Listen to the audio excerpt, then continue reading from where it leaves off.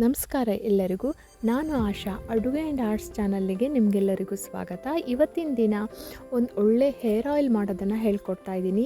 ಬೇಸಿಗೆ ಟೈಮಲ್ಲಿ ಈ ಹೇರ್ ಆಯಿಲನ್ನು ತಲೆಗೆ ಹಚ್ಚೋದ್ರಿಂದ ತುಂಬಾ ನೆತ್ತಿ ಭಾಗ ಏನಿರುತ್ತೆ ಅದು ತುಂಬ ತಂಪಿಂದ ಕೂಡಿರುತ್ತೆ, ಹೀಟ್ ಅಂತ ಆಗೋದೇ ಇಲ್ಲ. ಕೂದಲು ಅಷ್ಟೇ ತುಂಬ ಹೊಳಪಿಂದ ಕೂಡಿರುತ್ತೆ. ಇದನ್ನು ನೀವು ಟ್ರೈ ಮಾಡ್ತಾ ಹೋಗಿ. ಇವಾಗ ಬೇಸಿಗೆ ಟೈಮಲ್ಲಿ ದಾಸಾಳ ಹೂವು ಸಿಕ್ಕಾಪಟ್ಟೆ ಸಿಗ್ತಾ ಇರುತ್ತೆ. ಅಂಥವರು ಅಂದರೆ ದಾಸಾಳ ಹೂವು ಯಾರಿಗೆಲ್ಲ ಸಿಗ್ತಾ ಇರುತ್ತಲ್ಲ ಅವರು ಇದನ್ನು ಮಾಡ್ಕೋಬೋದು. ಎಣ್ಣೆಯನ್ನು ಮಿಸ್ ಮಾಡಲೇಬೇಡಿ. ಹೂವು ಒಂದು 20-25 ಹೂವು ಇದ್ದಾವೆ. ಆ ಹೂವನ್ನು ನಾನು ಕಲೆಕ್ಟ್ ಮಾಡ್ಕೊಳ್ತಾ ಇದ್ದೀನಿ. ಜೊತೆಗೆ ಗುಲಾಬಿ ಹೂವನ್ನು ಹಾಕೊಳ್ತಾ ಇದ್ದೀನಿ. ಇದು ಕೂಡ ತುಂಬ ತಂಪನ್ನು ನೀಡುತ್ತೆ ತಲೆಗೆ.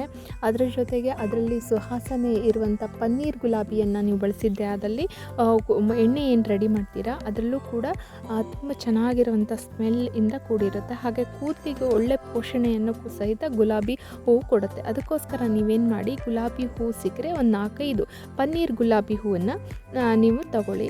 ಇವಾಗ ನೋಡಿ, ನಾನು ದಂಟನ್ನು ಸಪ್ರೇಟ್ ಮಾಡ್ಕೊಳ್ತಾ ಇದ್ದೀನಿ, ಹೂವಿನ ದಳಗಳನ್ನು ಸಪ್ರೇಟ್ ಮಾಡ್ಕೊಳ್ತಾ ಇದ್ದೀನಿ. ಯಾಕೆ ಅಂತಂದರೆ ಕೆಲವೊಂದು ಸಲ ಇದರಲ್ಲಿ ಸಣ್ಣ ಸಣ್ಣ ಇರುವೆ ಮೊಟ್ಟೆ ಇರುತ್ತೆ ಅಥವಾ ಏನೋ ಹುಳ ಇರುತ್ತೆ. ಅಂಥದ್ದೆಲ್ಲ ನೋಡ್ಕೊಂಬಿಟ್ಟು ನಾವು ಏನು ಮಾಡಬೇಕಾಗತ್ತೆ, ದಳಗಳನ್ನು ಸಪ್ರೇಟ್ ಮಾಡಬೇಕು. ತೊಟ್ಟು ಭಾಗ ಏನು ಮಾಡಬೇಕು, ಎಸ್ದು ಬಿಡಬೇಕು.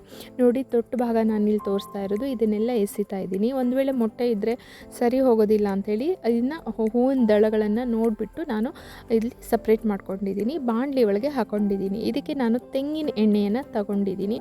ತೆಂಗಿನ ಎಣ್ಣೆ ಒಂದು ಅರ್ಧ ಲೀಟ್ರಷ್ಟು ಹಾಕ್ಕೊಳ್ತಾ ಇದ್ದೀನಿ. ಯಾಕಂದರೆ ಕ್ವಾಂಟಿಟಿ ಏನು ಹೂವಿಂದ ಜಾಸ್ತಿ ಇರೋದ್ರಿಂದ ಎಣ್ಣೆನೂ ಕೂಡ ಪ್ರಮಾಣ ಜಾಸ್ತಿ ತೊಗೊಳ್ತಾ ಇದ್ದೀನಿ. ಕೊಬ್ಬರಿ ಎಣ್ಣೆನೂ ಅಷ್ಟೇ ಒಳ್ಳೆ ಕ್ವಾಲಿಟಿ ಇದೆ, ನ್ಯಾಚುರಲ್ ಆದಂಥ ಕೊಬ್ಬರಿ ಎಣ್ಣೆನ ಬಳಸಿ.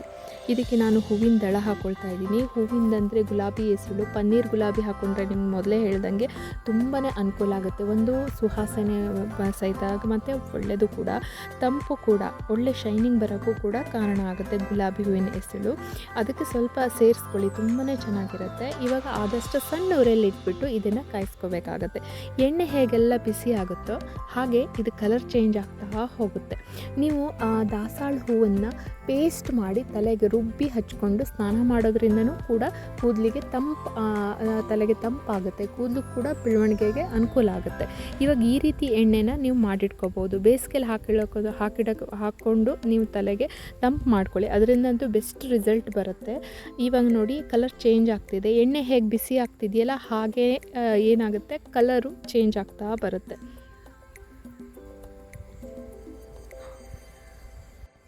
ಇದನ್ನು ನೀವು ಎಣ್ಣೆ ರೆಡಿ ಮಾಡಿಬಿಟ್ಟು ಮಕ್ಕಳಿಗೆ ಸಹಿತ ಹಾಕ್ಬೋದು. ಮಕ್ಕಳಿಗೂ ಕೂಡ ಒಳ್ಳೆ ರೀತಿಯಿಂದ ಕೂದಲು ಬೆಳವಣಿಗೆ ಚೆನ್ನಾಗಾಗುತ್ತೆ, ಒಳ್ಳೆ ರೀತಿಯಿಂದ ಕೂದಲು ಬರುತ್ತೆ. ಅದಕ್ಕೋಸ್ಕರ ಮಕ್ಕಳಿಗೆ ಸಹಿತ ಹಾಕ್ತಾ ಹೋಗಿ. ಯಾವುದೇ ಅಲರ್ಜಿಗಳಾಗಲಿ ಏನಾಗಲಿ ಆಗೋದಿಲ್ಲ. ಇದರಲ್ಲಿ ನೋಡಿ, ಮೆಂತ್ಯ ಕಾಳನ್ನು ಬಳಸ್ತಾ ಇದ್ದೀನಿ. ಮೆಂತ್ಯ ಕೂಡ ತುಂಬಾ ತಂಪು ಇರೋದ್ರಿಂದ ಮೆಂತ್ಯ ಕಾಳು ಮತ್ತು ಹೂವು ಬಳಸೋದ್ರಿಂದ ತುಂಬ ತಂಪು ಜಾಸ್ತಿ.